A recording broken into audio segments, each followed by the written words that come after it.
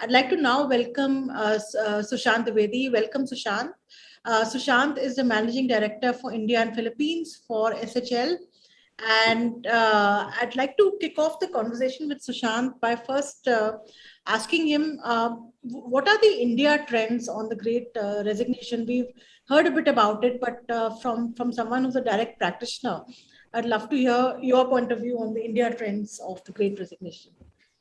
So I think a very good point, Parul. I think people have been already going in and calling out on this, but we've gone in and done some analysis of the data.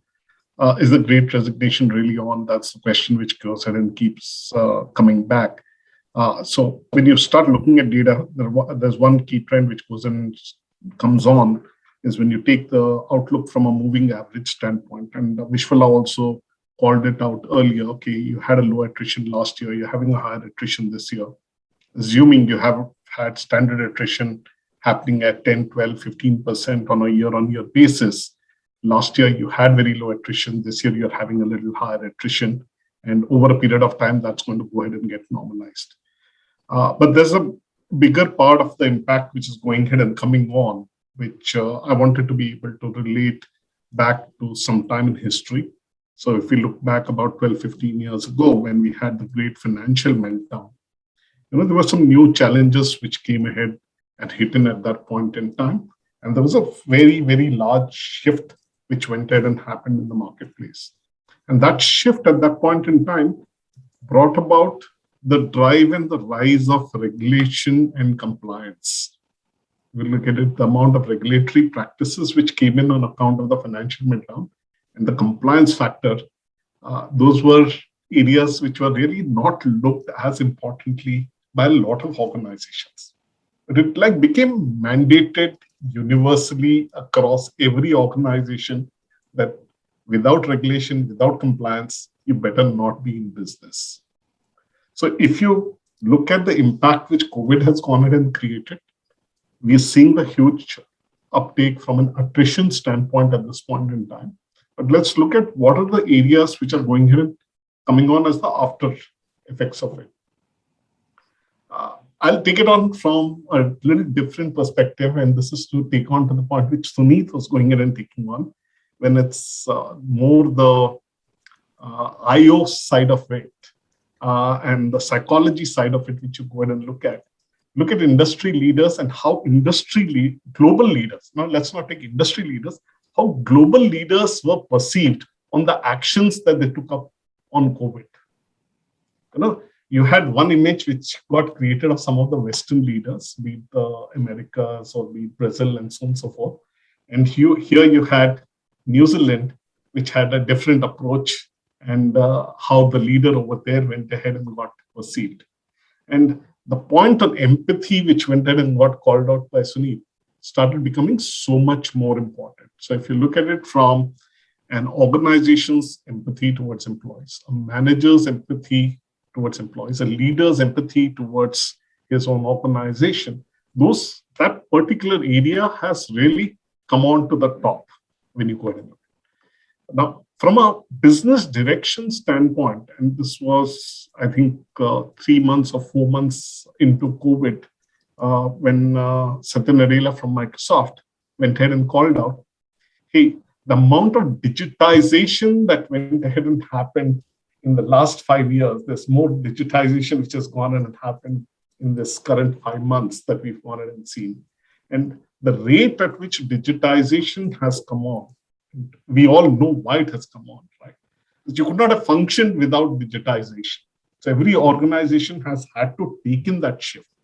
And these are the shifts which have really gone in and brought about those market dynamic changes.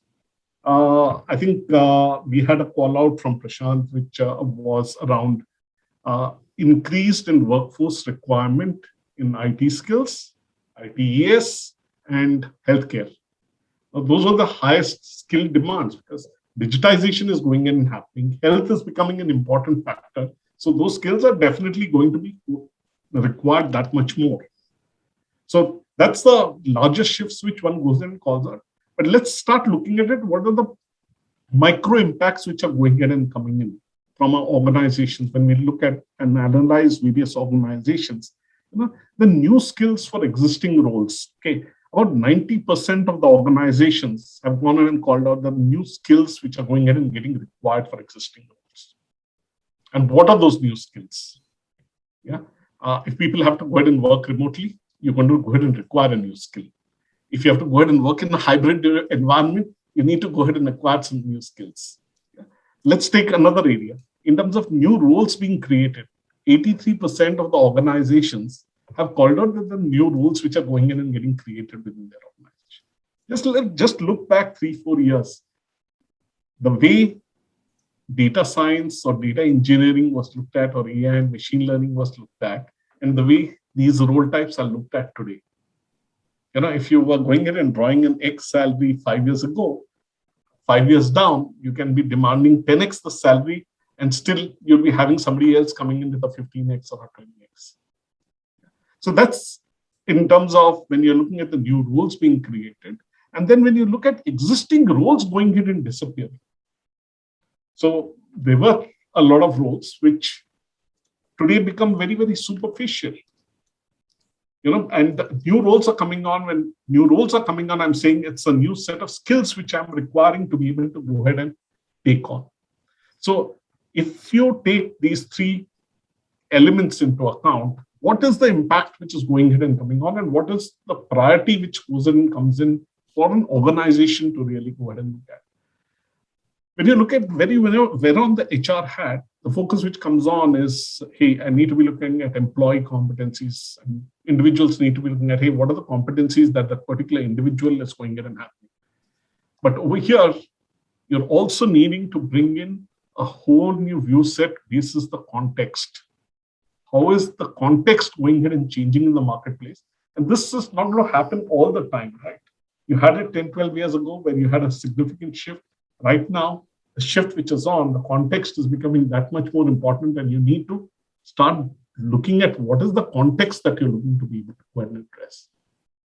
And to be able to view through from that standpoint, the level of engagement which was going ahead and getting talked about, be it the employee engagement or be it the candidate engagement, goes ahead and takes on a absolutely new meaning. So that's where I would call out in terms of where you were going and heading towards from my perspective. Thank you, Sushant, for that very comprehensive overview. To follow from that, during our discussion before, you talked about how employee engagement has completely changed. And one of the points you touched upon, which I'd like to discuss more, is that how you need to take a very different approach to communication. So could you share more of that? Oh, yes.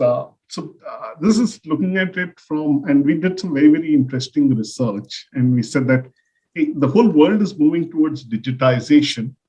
The current generation, and we started looking at the current generation and how the current generation needs to be engaged.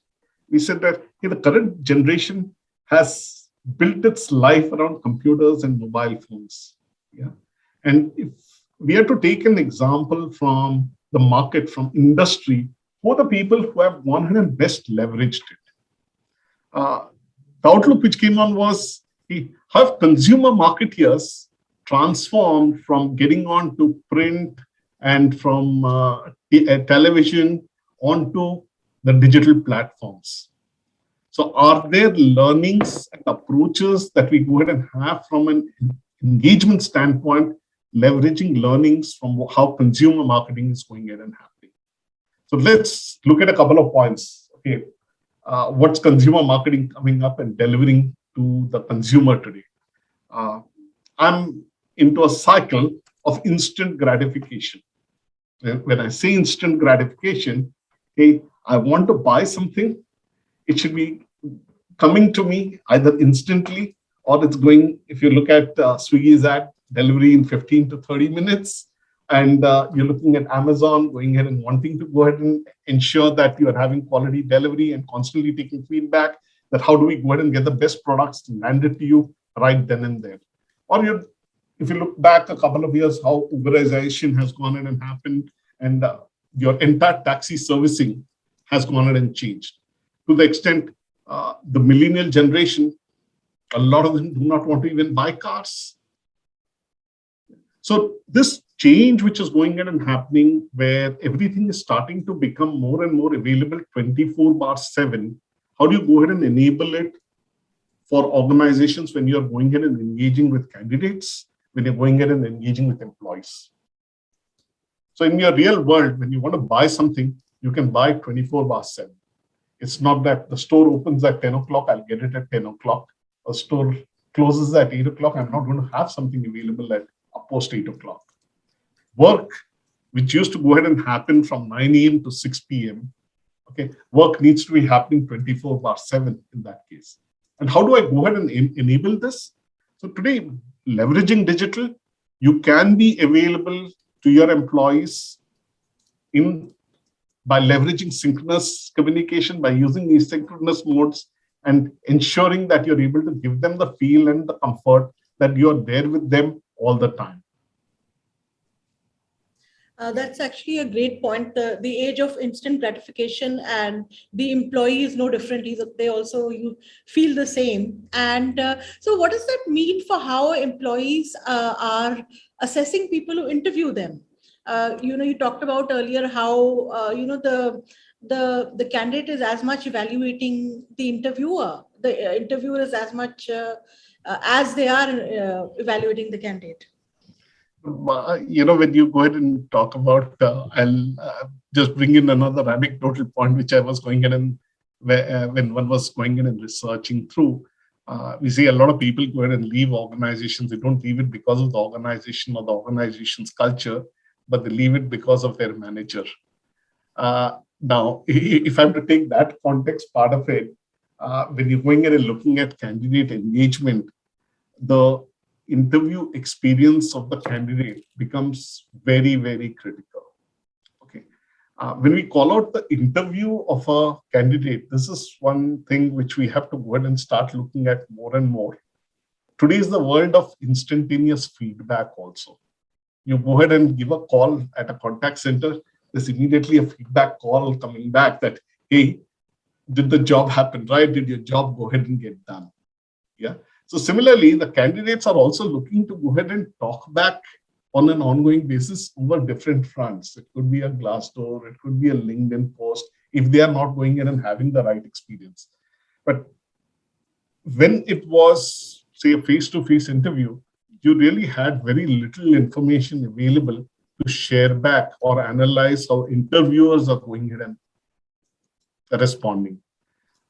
Because of digital modes of communication, when you use a Zoom or a Team, or you're using digital platforms to go ahead and interview candidates, there is significant opportunity available to be able to check out how did the interviewer actually go ahead and do, and have feedback available for the organization, like for talent acquisition or for HR on an ongoing basis. Who's the manager who needs to be coached in terms of how to go ahead and interview? How to go, is the manager going ahead and reflecting the organization the right way? And you can go ahead and have those statistics available. Hey, how long did Sushant, when he was having the dialogue with Parul, how long did he have his camera off? You have that information available. How much time was Sushant talking and how much time did he allow Parul to talk? Yeah. We've come across instances where the dialogue between the candidate and the interviewer has happened for 9 minutes. Okay. Of those 9 minutes, the interviewer has spoken for 8, candidate has spoken for 1, and the feedback which has gone in is very great higher. Yeah. So is that true evaluation which is going in and happening? And these are elements, where the biases are going in and creeping in while you're going in and hiring.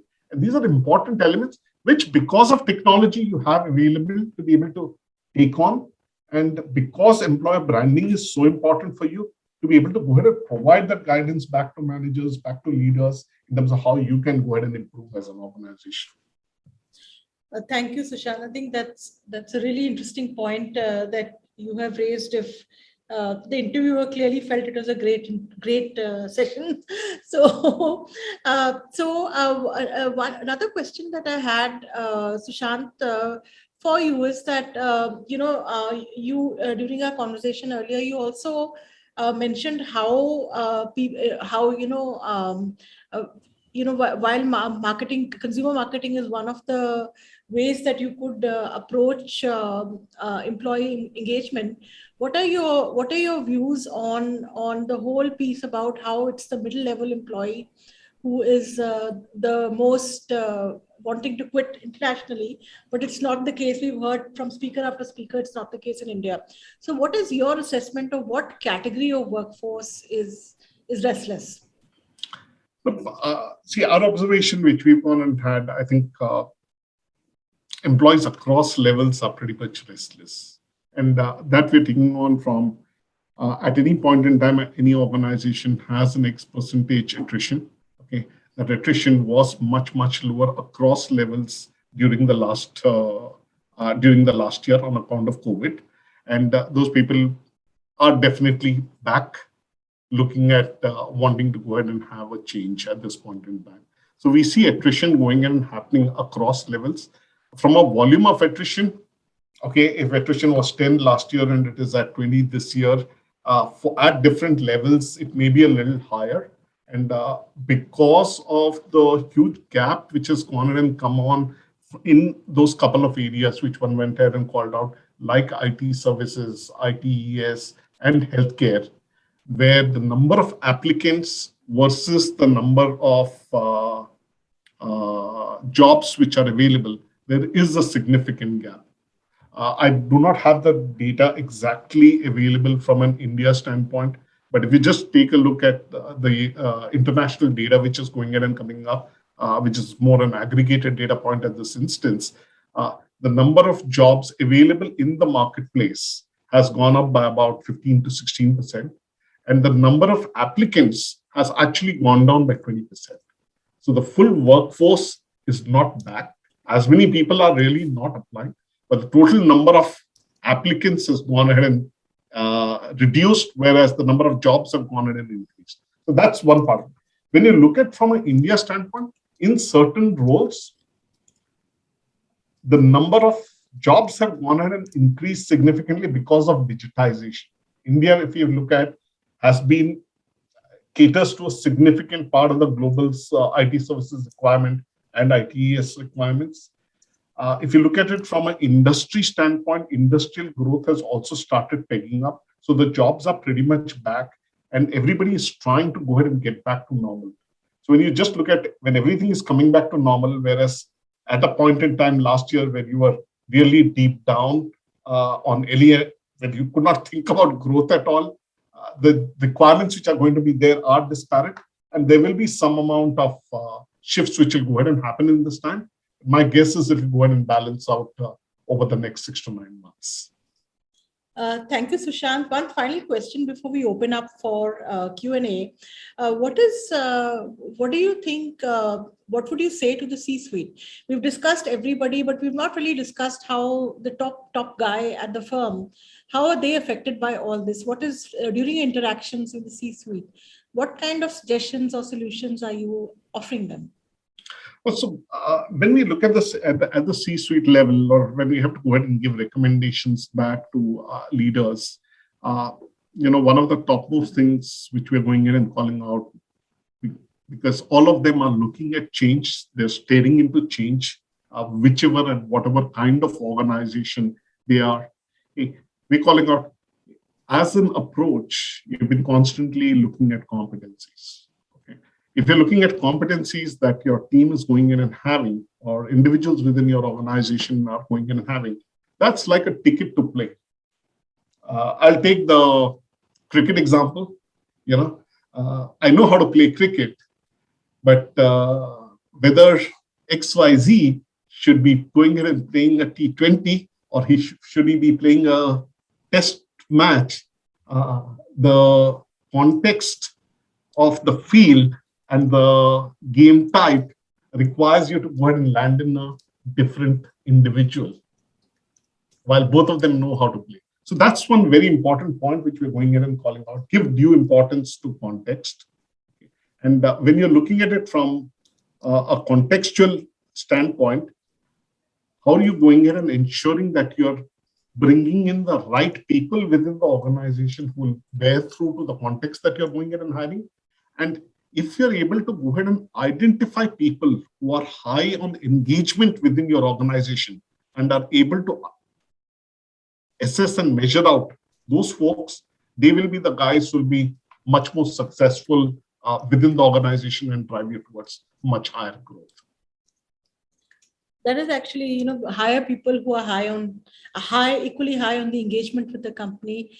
That's actually a very important point, because somehow the conversations throughout today has been that, look, it's fairly transactional, even though you're listening, empathy, all of that. But what you're saying is it's not transactional at all. You'll have to ensure it's not transactional. Otherwise, you're going to lose your best employees. And you will lose your best of talent, because somebody who's highly engaged, you need to be able to provide them the best of opportunities, be it in terms of different role types within the organization. So you have to go ahead and enable talent mobility within the organization. If you're not going to enable talent mobility, people are going to go ahead and move on. People are looking for experiences. With that, I'm going to try and open up the conversation to the audience. Let me see if the polls are working. No, it's them having an issue with the polls. I'd like to open it up to the audience. If you have any questions, please go ahead. Now's your chance to understand from Sushant what really matters for not only employers but employees as well. So before the audience comes in with their questions, I have another question for you, Sushant. We've discussed a lot on what it means for the employees, but what is for the employers? What does it really mean for the employees? How should they look at jobs? How should they examine the job opportunities in front of them? Let me go in.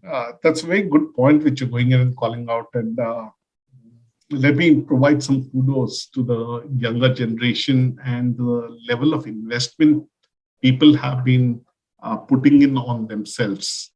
I think during the last year and a half, because of the democratization of education and so much more content, so much more learning being available online, people have really taken that opportunity to go ahead and invest in themselves. This is basis research which you're just going to be publishing in a short while, where we've actually seen on benchmark employability of individuals, the overall workforce available from a expected employability standard is actually much larger. So people have really gone ahead and invested a lot more. So my outlook is, if somebody is not really investing enough on their work front, investing enough in terms of gaining newer and newer experiences, because of the dynamic changes which are going ahead and getting to take place in the marketplace, they can go ahead and get replaced very, very quickly. And just getting back onto the point which I made right at the beginning, new skills required for existing roles stands at 90%. So if I'm saying that, hey, this is what I know, and I'm happy just knowing this much, and I'm not looking at learning anything more, we'll be self-defeating ourselves. That is, in a way, it's scary. Also, I feel I should upskill some more immediately. But it's a very good warning. I have a question for you from Nidhi. Nidhi says that it sounds like flexibility and empathy are really the buzzwords of today. But, from some of the points you raised, it's far more, this empathy and flexibility has many aspects, and you've already raised some of them. Skilling being a major point, having the right context for the right employee. So in that scenario, isn't it better to build an overall talent experience, is what she asks. Overall talent? Talent experience. And not just focus on a couple of things. See, in terms of one of the key pieces which is going to go ahead, the way like I mentioned, education has gone and got democratized. Okay, we can go ahead and shop anywhere at any point in time. work is also going in and getting democratized. That's what is going in and giving rise to, I think a little while earlier, there was the dialogue about the gig economy going in and evolving itself. I think Vishwala was talking about the gig economy going in and emerging. There are a couple of others who referred to the increase of the gig economy and how this policy decision or this discussion also on to be going in and ensuring that, the contract workforce starts going in and growing. So when you're looking at that kind, that kind of an approach and shift which is going in and happening, your work democratization is going to be that much more. It's going to be helping a lot of people. There was this discussion about diversity and inclusion. Somebody who is not able to go ahead and get into the workforce because they have to tend to some family responsibilities during a particular point in time has other time slots which are available for them to be able to pick up suitable opportunities and use their gainful knowledge or experience and bring back value to the economy, the overall economy, as well as for themselves. Yeah.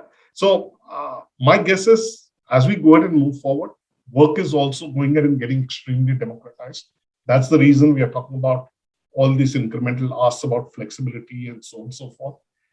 With the level of digitization that the world is going through, that's going to be a way of life for us. Thank you, Sushant, for that lovely discussion, and thank you for raising very important points, not only from the employer side, but from the employee side. With that, we conclude the discussion, and I'd like to hand over to Shubhreet for her takeaways from the entire session, and thank you for our audience for staying through the entire discussion. We really appreciate Arul, it. can I just make a point? And Sure. Sure. I just want to make a point from perspective of, and I'll just take 30 seconds for this, is that I think what, at least from my point of view, right, I think there's a point when you had, so access to information is something that we talk about quite a bit in our organization, right?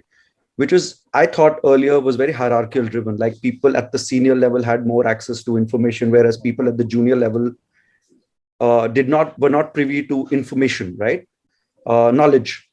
And I think that's gone. What internet's done is that access to information now is equal, right? And therefore, I'm coming from the point of view what Sushant was talking about, skill sets, right? And on top of that, you have people at, gone are the words that you had junior level, but people who have less experience, they're also building up their skill sets. And therefore, I think there's going to be a bigger challenge going forward in terms of how organizations look at structure and hierarchies. And on top of that, during COVID, virtuals come in. And what a lot of CEOs and other people are talking about was the fact that the role of teamwork was diminishing and individual contribution was going up. Right. And now if you kind of keep that in privy, and then the other thing that I was hearing was, and that we also faced, is that traditionally talent came from Delhi, Mumbai, Bangalore, right? But now talent comes from across the world, across the country. So therefore, I think organizations have to start looking at the work that they do, the hierarchies they build, the opportunities they create in a way that it kind of starts diminishing and then creates its own structure. In that, I think the role of the CHROs and this discussion and points that Sushant made in terms of ultimately it's going to boil down to skill sets and competencies, right? Then over a period of time, then it comes how empathetic you are. What are you trying to do? Look at skill sets. Where is it coming from? All that kind of stuff. And then the role of communication starts coming in. And I think we kind of sometimes take internet or digital as a given, but I think it's played a critical role in the last 10, 12 years. And now in the last 2 years, it's made a difference of another 10 years. So that's the speed with which change is happening. And I think, and the last point on that is that I think culture is going to be very, very critical. This conversation, I think, is going to have a very, very severe business impact and not necessarily only a people impact. And organizations have to start looking at it more closely than I think they were looking at it earlier. Thank you, Abhishek. The entire democratization of the employer-employee relationship, I think, is a huge change. And what you mentioned, Hill and Knowlton itself has talent from the so-called smaller towns, which have been able to come and work instead of having to come to the cities.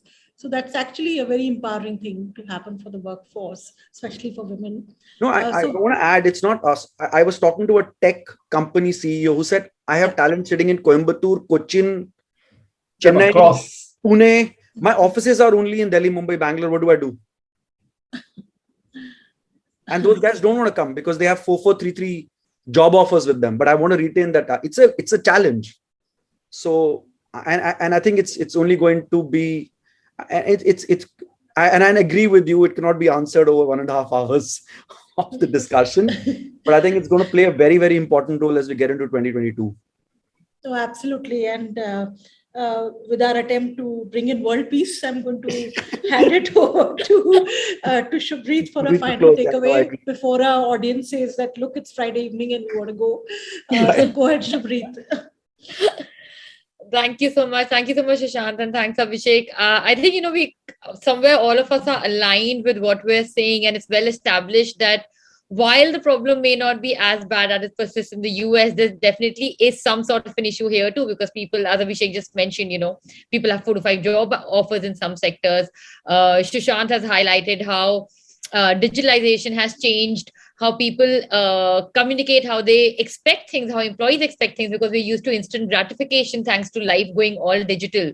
And good salaries and perks are now a starting point. And while they might be attractive, they're not the purpose that are driving people to work or be loyal to a company. We'll have to look so much beyond that. So employers need to first understand why, address it with the right initiatives and steps, and then communicate those in the most effective manner through forms of communication that lead to an interactive consumption. I think that horizontal communication between the leadership and the employees really needs to, I think already, as Abhishek mentioned, it is becoming, hierarchies are going, but it'll probably be even flatter structures going ahead to create a true sense of belonging and validation for the employees.